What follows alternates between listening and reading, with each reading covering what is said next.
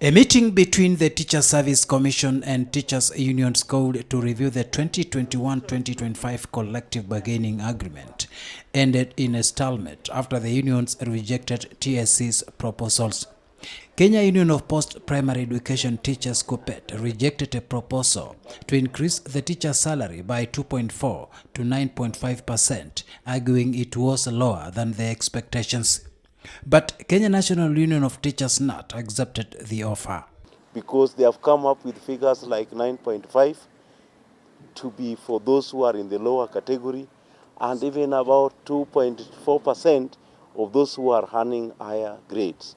And even at that level, they are suggesting that that payment is phased in 2 years. So you can imagine how deceitful Teachers Service Commission is and how they are prolonging our anxiety. The 2.4% to 9.5% is welcome by Kenya National Union of Teachers. And we have reasons. We said, of what was presented, let the lowest earning teacher get the highest percentage, and the highest earning teacher get the lowest percentage. And in fact, in that line, we agree with Teachers Service Commission. The pay rise as proposed by TSC, if agreed upon, will be implemented in 2 phases, meaning the teachers will get half the increment this financial year and the other half will be paid in the 2024-2025 financial year. With those in the lowest grades, which includes the B5, C1, C2 and C3, set to get the high increase of the proposed 9.5%.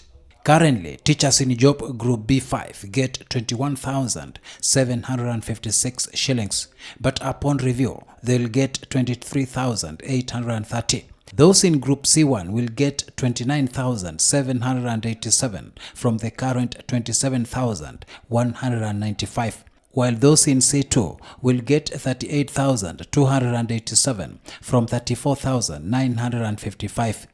Meanwhile, those in C3 will get 45,670 shillings from 43,154. On the other hand, grade C4, D1, D2, D3, D4 and D5 will get 2.4% increment. For C4 and C5, they will not get any increment in the first year of the implementation.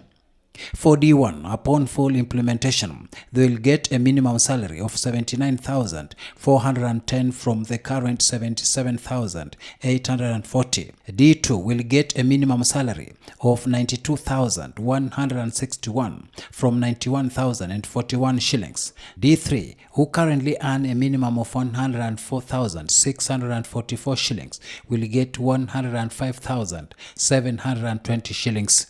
Our hopes have been dashed, but further mutilation of even what we regard as a windfall from the President and the advisory from the SRC. What we expected in the review is not what they brought to us. And we asked them a question. Suppose the President did not pronounce 7 to 10%, then what are you going to bring to us? KUPPET has slammed the TSC for not only falling below their earlier demand of 30 to 70% pay rise, but also inconsistent with both a presidential directive and SRC advisory to increase teachers and civil servant salaries by between 7 and 10%. Remember, we are not employees of Salaries and Remuneration Commission, but we really appreciate the role that that independent commission is playing. And we really appreciate also the employer, which is also an independent commission. Our demands were given to Teachers Service Commission way back in 2019. In an event that we cannot get what we have, then why can somebody reduce what the President himself has pronounced himself on? What SRC has advised? Where has this other money gone to now? When the talks resume on Monday, the unions will be pushing to have their demands fully met. Shadrack Miti, KTN News.